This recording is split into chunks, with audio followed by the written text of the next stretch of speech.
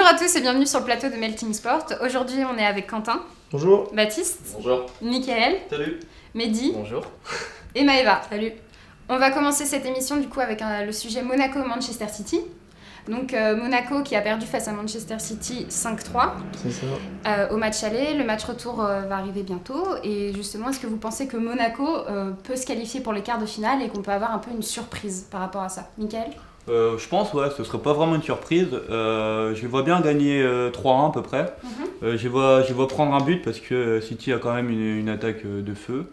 Mais étant donné qu'ils marquent 3 buts à domicile depuis le début de la saison, je les vois bien marquer, faire l'exploit et se qualifier pour les quarts de finale. Ah ouais, complètement, on y croit.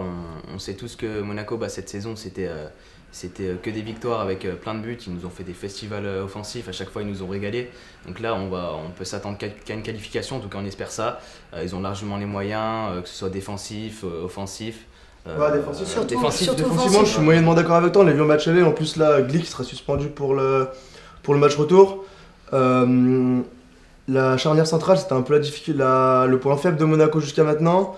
Donc là, en plus, sans Glick, ça va être encore un peu plus compliqué à mon avis. Yeah. C'était quand même l'homme fort jusqu'à maintenant de la défense centrale. C'est aussi point faible de Manchester City, la défense. On mais après, défensivement, City, c'est 100 millions la charnière de City et ça prend des buts à tout va. Donc là, Monaco, c'est l'attaque, c'est la meilleure attaque d'Europe depuis le début de la saison. Ouais. Et la défense de City, c'est une épave.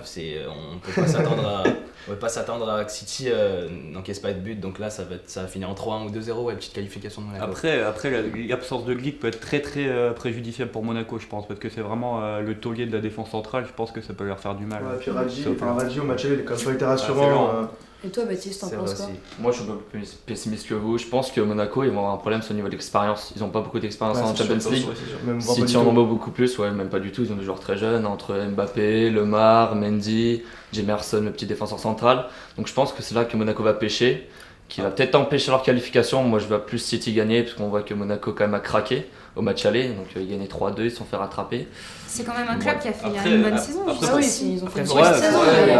Après, Est-ce qu'on peut pas Champions League, c'est beaucoup plus relevé. C'est un niveau, c'est Manchester City, c'est pas non plus.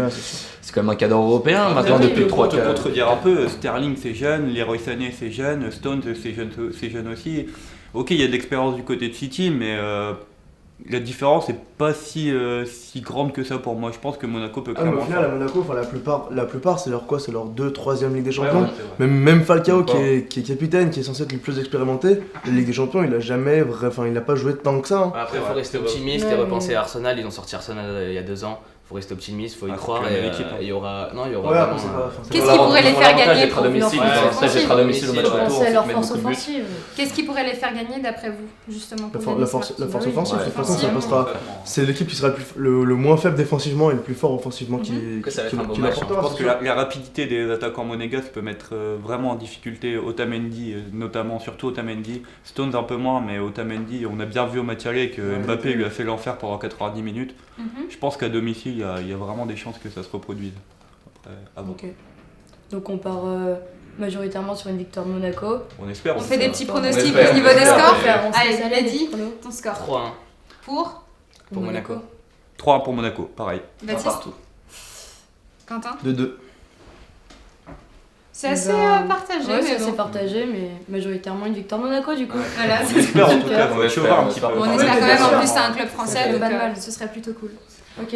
C'est bon? Bon, merci beaucoup en tout cas de nous avoir suivis. N'hésitez pas à réagir sur le Twitter ou le Facebook de l'émission et on se retrouve la prochaine fois.